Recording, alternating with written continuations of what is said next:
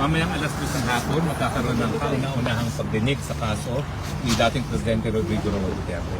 Ang mangyayari dito ay sasabihin lang siya kung ano yung kaso laban sa kanya, sisiguraduhin na naintindihan niya yung kaso niya at anong mga karapatan niya. Yun lamang.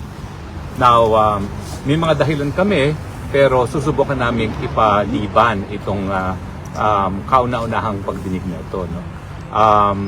Pero itong dahilan namin ay pribadong ipararating sa mga mahistrado. Sa ngayon ay iisa pa lang ang na-recognize na lawyer, si Attorney Medialdea, no? Dahil siya ngayon kasama. No? Pero we have filled up all the documents para mapasama din ako dun sa team of ourselves.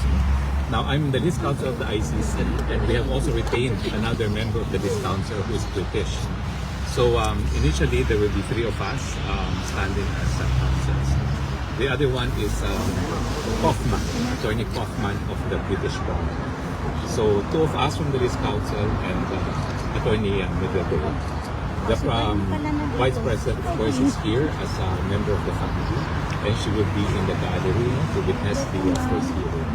So, hindi ko po alam kung mapagbibigyan yung hinihiling namin na ipagpaliban, pero wala naman akong dahilan para naisip para hindi mapagbigyan yan kasi wala namang pupuntahan si Presidente Rodrigo Roa Duterte. Nariyan na siya sa kulungan dito sa Bahia. So, ipagpaliban nyo na ngayon kasi hindi pa namin nakikita ang dating Presidente. Buong araw, kahapon, hindi siya nakita dahil di umano siya ay binigyan ng medical examination. So ngayon pa lang, ang problema dito sa ICC ay daming papel bago mo makita. So we have just submitted the form to visit him para hindi naman kauna-unang beses makikita sila ni Vice President dito sa hukuman. Ako, I feel strongly that before the hearing, not only I should be able to have access to him as a member of the list council of the court, but the family should have access to him. So actually, ang priority ko is to make sure makita muna silang magtama. Dahil hindi pa alam ni Presidente na nandito si Vice President. Parang it's not proper naman na hindi alam ni na nandito yan.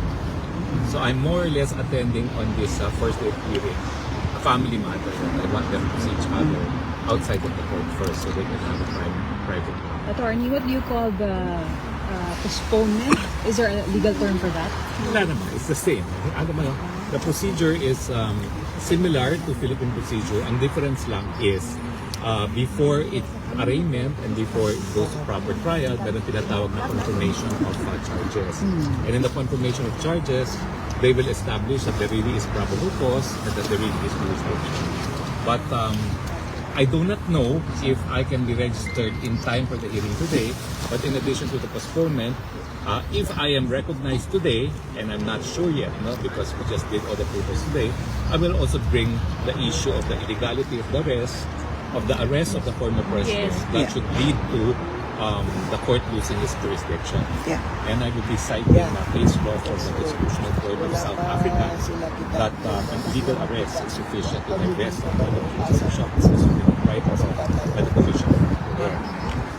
In addition to the lack of jurisdiction, because we had withdrawn from our membership, and of course the preliminary investigation commenced beyond the date of the judgment. But of course, everything hinges on if I will be recognized today. But right now, we have to leave because we want to see the president before he is brought to court. So just to be clear, sir, you said it has been sent privately already, yung request to postpone this particular No, initial hearing. exactly. It will have to be asked in the hearing today. Today. Attorney Roque, paano po pag hindi po napagbigyan ang hiling na to? Ano po ang next sa plan ninyo? Ang mangyayari lang naman, kung yung mapagbibigyan is sasabihin lang kung ano yung nature of charges. But it is not an arraignment. It is just to make sure he understands the nature of the charges against him, not an arraignment. Saan niyo po ihahain yung postponement? In court na, wala nang panahon kasi. Kasi alam niyo, itong notice came very late also. We had just arrived yesterday. And of course, nauna sila. VP came next evening of yesterday, and I came yesterday then. No? And actually, yesterday we had no access to him because he was undergoing medical exam, no? And he was not here. No?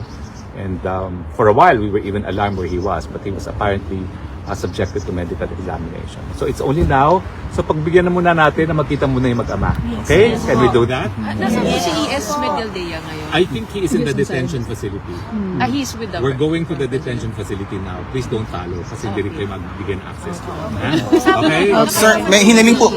Pangulo? Okay,